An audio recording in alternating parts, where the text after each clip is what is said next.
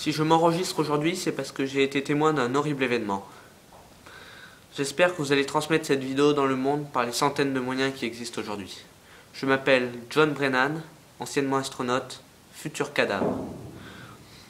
Je crois que j'ai assisté à ce qu'on pourrait appeler la première bataille spatiale de tous les temps. Nous étions chargés d'une mission. Nous devions récupérer des documents à propos d'une recherche qui fut faite au siècle dernier et cachée sur la Lune.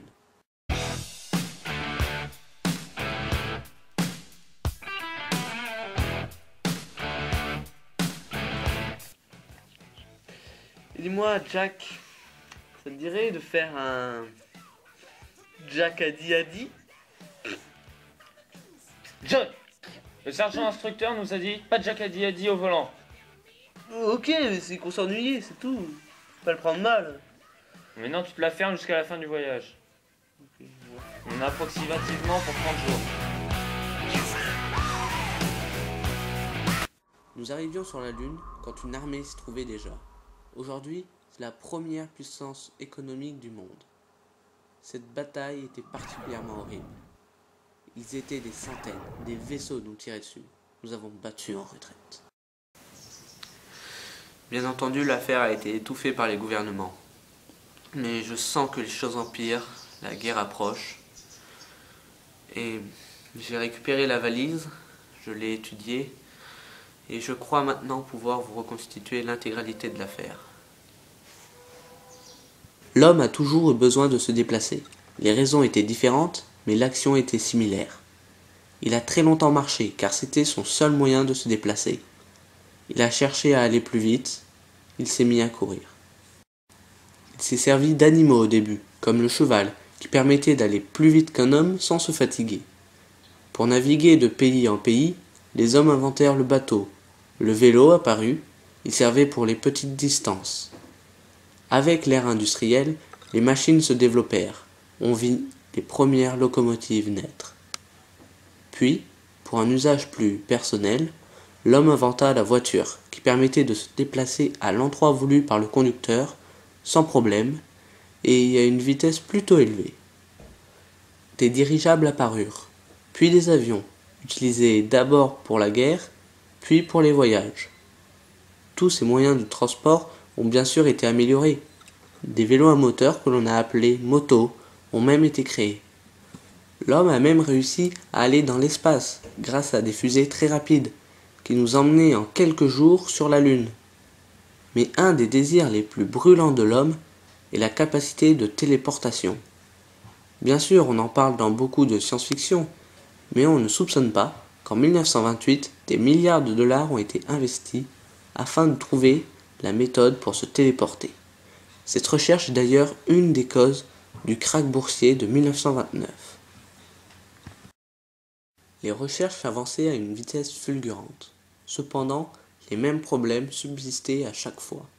Il fallait que le voyageur pense uniquement à sa destination, à rien d'autre. Par conséquent, il fallait des gens impassibles, avec une force de caractère incroyable.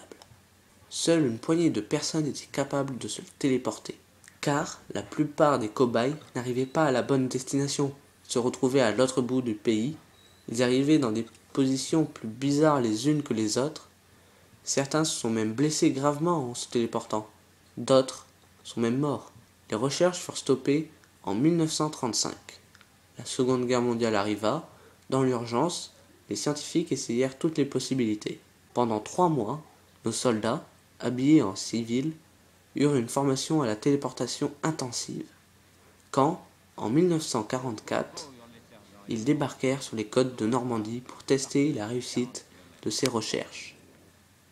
L'armée hitlérienne fut battue, déboussolée par la téléportation. La guerre se finissait peu à peu, la bombe nucléaire fut lâchée sur le Japon et dissipa la peur de la téléportation.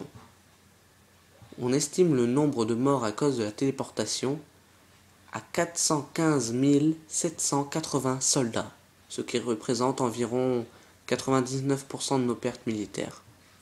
Bien sûr, tout cela fut transformé par le gouvernement. Mais les Russes eurent vent de la téléportation, sans doute une taupe à l'intérieur de notre gouvernement. Et, pour se défendre, ils étudièrent le phénomène.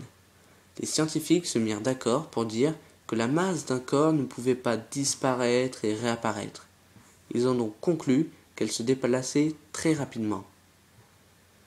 Ils ont ensuite construit un mur entre Berlin-Est et Berlin-Ouest afin de se protéger d'éventuelles invasions. Mais il était intolérable pour notre gouvernement de se faire voler par les Russes. L'État décida donc de supprimer tous les documents à propos de la téléportation. Pour supprimer tous ces documents d'un coup et que personne ne les retrouve, ils envoyèrent tous les documents sur la Lune en 1969 et supprimèrent aussi toutes les personnes en relation de près ou de loin à cette technique. Cependant, un autre événement les a motivés à le détruire.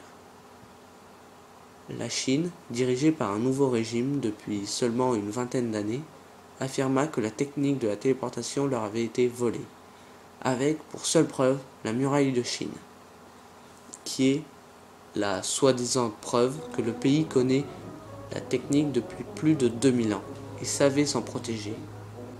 Ils ont donc prétexté que la technique leur avait été volée et qu'elle leur revenait. Bien sûr, la Chine n'a jamais eu les documents. Les relations entre ces deux pays se sont dégradées. La guerre approche. Armez-vous, barricadez-vous. Cette fois, nous subirons la téléportation. Non! Non!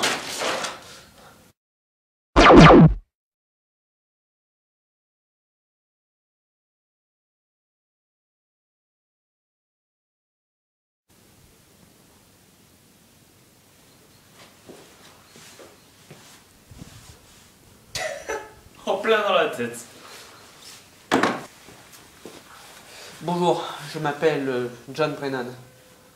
Je sais qui vous êtes, monsieur. Mais quoi, tu ne me reconnais pas? Jack?